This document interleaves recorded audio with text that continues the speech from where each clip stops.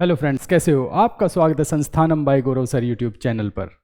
आज हमारे देश के लिए बहुत दुख का दिन है। आज हमारे नौसेना के पूर्व 8 अधिकारियों को कतर की दोहा अदालत ने फांसी की सजा दे दी है।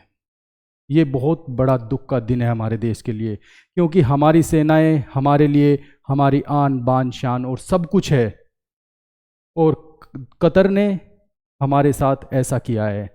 क्यों किया है आप सभी जानते हैं, क्योंकि भारत का सॉफ्ट कॉर्नर रहा है हमेशा इजराइल के साथ। लेकिन भारत फिर भी फिलिस्तीन और हमास के लिए, फिलिस्तीन के लिए सहायक सामग्री भेज रहा है बार बार। देखिए, आइए जानते हैं पूरी खबर क्या है ये। देखिए देखिए कतर ने भारत के पूर्व 9 सैनिकों को फांसी की सजा दी। उन पर आरोप लगाया गया जासूसी का, उन पर जासूसी का आरोप लगाया गया, उन पर फालतू में जासूसी का आरोप लगाया गया है। कतर की राजधानी दोहा में भारतीय नौसेना के 8 पूर्व अधिकारियों को सजा सुनाई गई। 8 पूर्व अधिकारियों को सजा सुनाई गई। ये 1 साल पुराना केस है, मैं आपको बता दूं, 1 साल पुराना केस है ये। देखिए 8 पूर्व कर्मियों को 30 अगस्त 2022 की रात को हिरासत में लिया था, सिर्फ जासूसी का आरोप लगाकर। जासूसी का आरोप लगाया था और उन्हें हिरासत में ले लिया गया था, और उन्हें हमेशा एकांत कारावास में रखा गया था। एकांत कारावास में रखा था उन्हें 1 साल तक। 1 साल तक उन्हें एकांत कारावास में रखा था। मतलब कि इस तरह ऐसा क्या गुनाह कर दिया था। जबकि ये पूर्व सैनिक जो थे वे कतर की एक निजी कंपनी में कार्यरत थे। कतर की निजी कंपनी में कार्यरत थे।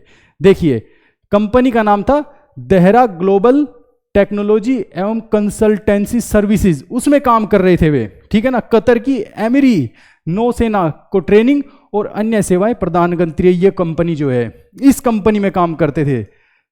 देहरा ग्लोबल टेक्नोलॉजी एवं कंसल्टेंसी सर्विसेज में ये हमारे नौसेना के पूर्व अधिकारी काम करते थे। देखिए, जानते हैं वे कौन अधिकारी थे हमारे?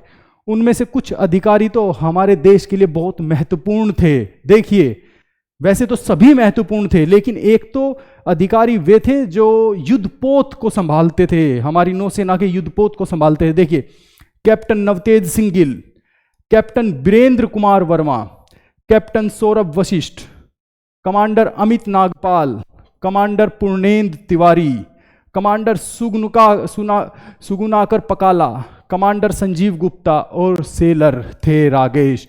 अब देखिए, वे जो अधिकारी कौन से थे? वे हमारे अधिकारी पूर्णेंदु तिवारी हमारे अधिकारी थे। पूर्णेंदु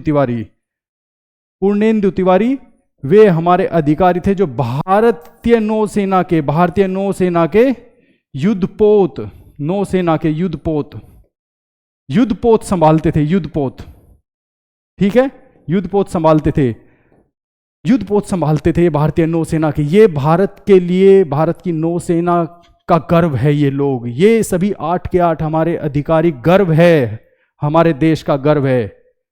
हमारे विदेश मंत्रालय में इसमें अपना हस्तक्षेप दिया है। वे कह रहे हैं कि हम कतर काउंसलर से बात कर रहे हैं, कतर अधिकारियों से हम बात कर रहे हैं। वे लगातार चर्चा में है, लगातार बातें कर रहे हैं। ठीक है, लेकिन इसका असर हमारे देश भारत और कतर के व्यापार पर पड़ेगा। क्यों पड़ेगा? देखिए, मैं आपको बता देता हूं।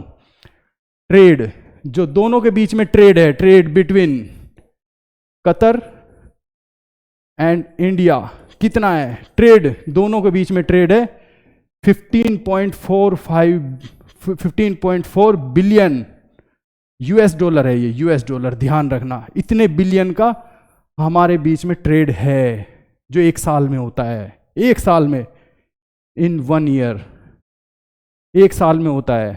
ठीक है ना, इतने का ट्रेड होता है हम दोनों के बीच में। तो इस बात का भी कतर को ध्यान रखना चाहिए। कतर, हो सकता है कतर के पास नेचुरल गैसेस है, कतर के पास ऑयल है, लेकिन इसका मतलब ये नहीं कि कतर अपनी मनमानी करेगा।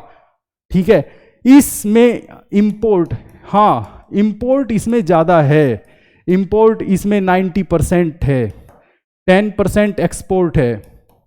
मतलब कि जो कतर को हम भेजते हैं इस बिजनेस में 10% हिस्सा भेजते हैं और 90% हम लेते हैं।